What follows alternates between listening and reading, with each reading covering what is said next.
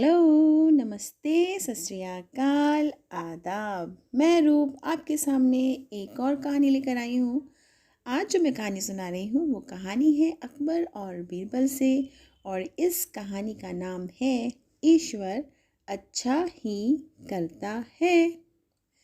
कहानी स्टार्ट करने से पहले आज की पहेली है, कभी बड़ा हो कभी हो छोटा, माह में एक दिन मारे गोता। बताओ क्या। और इस पहेली का जवाब जानने के लिए कहानी सुनिए। कहानी के अंत में आपको मिलेगा इस पहेली का जवाब। और अब कहानी स्टार्ट करते हैं। ईश्वर अच्छा ही करता है। बीरबल एक ईमानदार तथा धर्मप्रिय व्यक्ति था। वह प्रतिदिन ईश्वर की आराधना बिना नागा किया करता था। इससे उसे नैतिक व मानसिक बल प्राप्त होता था। वह अक्सर कहा करता था कि ईश्वर जो कुछ भी करता है मनुष्य के भले के लिए ही करता है। कभी कभी हमें ऐसा लगता है कि ईश्वर हम पर कृपा दृष्टि नहीं रखता, लेकिन ऐसा होता नहीं। कभी कभी तो उसके वरदान को भी लोग शाप समझने की भूल कर बैठते हैं। वह हमको थोड़ी पीड़ा इसलिए देता है ताकि बड़ी पीड़ा से बच सके। एक दरबारी को बीरबल की ऐसी बातें पसंद नहीं थी। एक दिन वह दरबारी दरबार में बीरबल को संबोधित करता हुआ बोला, देखो ईश्वर ने मेरे साथ क्या किया। कल शाम को जब मैं जानवरों के लिए चारा काट रहा था तो अचानक मेरी छोटी उंगली कट गई। क्या अब भी तुम यही कहोगे कि ईश्वर ने मेरे लिए ये अच्छा किया है?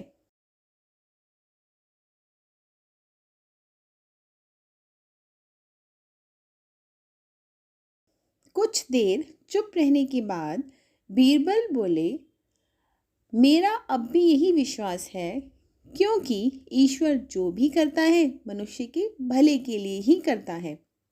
सुनकर वह दरबारी नाराज हो गया कि मेरी तो उंगली कट गई और बीरबल को इसमें भी अच्छाई नजर आ रही है। मेरी पीड़ा तो जैसे कुछ भी नहीं। कुछ अन्य दरबारियों ने भी उसके सुर में सुर मिलाया।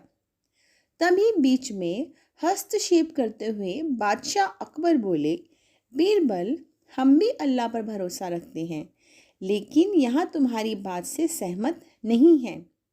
इस दरबारी के मामले में ऐसी कोई बात नहीं दिखाई देती जिसके लिए उसकी तारीफ की जाए। बीरबल मुस्कुराता हुआ बोला, ठीक है जहाँपना, समय ही बताएगा। अब 3 महीने बीत चुके थे। वह दरबारी जिसकी उंगली कट गई थी घने जंगल में शिकार खेलने निकला। एक हिरन का पीछा करते वह भटक कर आदिवासियों के हाथों में जा पड़ा। वे आदिवासी अपने देवता को प्रसन्न करने के लिए मानव बलि में विश्वास रखते थे। अतः वह उस दरबारी को पकड़कर मंदिर में ले गए बलि चढ़ाने के लिए। लेकिन जब पुजारी ने उसके शरीर का निरीक्षण किया तो हाथ की एक उंगली कम पाई। नहीं, इस आदमी की बलि नहीं दी जा सकती, मंदिर का पुजारी बोला। यदि 9 उंगलियों वाले इस आदमी को बलि चढ़ा दिया गया तो हमारे देवता बजाय प्रसन्न होने के क्रोधित हो जाएंगे। अधूरी बलि उन्हें पसंद नहीं। हमें महामारियों, बाढ़ और सूखे का प्रकोप झेलना पड़ सकता है, इसलिए इसे छोड़ देना ही ठीक होगा। और उस दरबारी को मुक्त कर दिया गया। अगले दिन वह दरबारी दरबार में बीरबल के पास आकर रोने लगा। तभी बादशाह भी दरबार में आ पहुंचे और उस दरबारी को बीरबल के सामने रोता देखकर हैरान रह गए। तुम्हें क्या हुआ, रो क्यों रहे हो? अकबर ने सवाल किया। जवाब में उस दरबारी ने अपनी आप बीती विस्तार से कह सुनाई।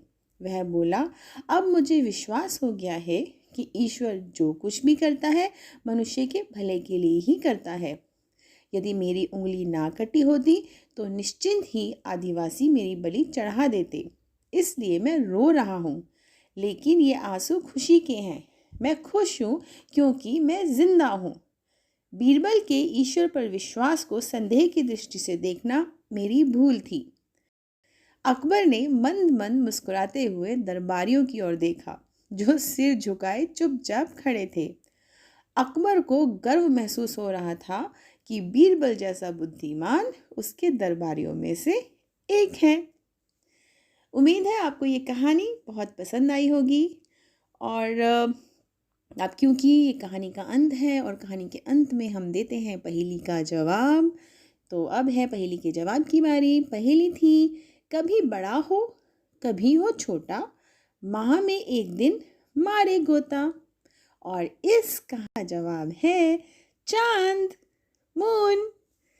उम्मीद है आपको मेरी ये कोशिश पसंद आई होगी। यदि आपको मेरी ये कोशिश पसंद आई है तो प्लीज़ चैनल को सब्सक्राइब करें, लाइक करें, शेयर करें, कमेंट भी करें और हाँ, बेल बटन दबाना ना भूलें न्यू अपडेट के लिए। Thank you so much. Bye bye.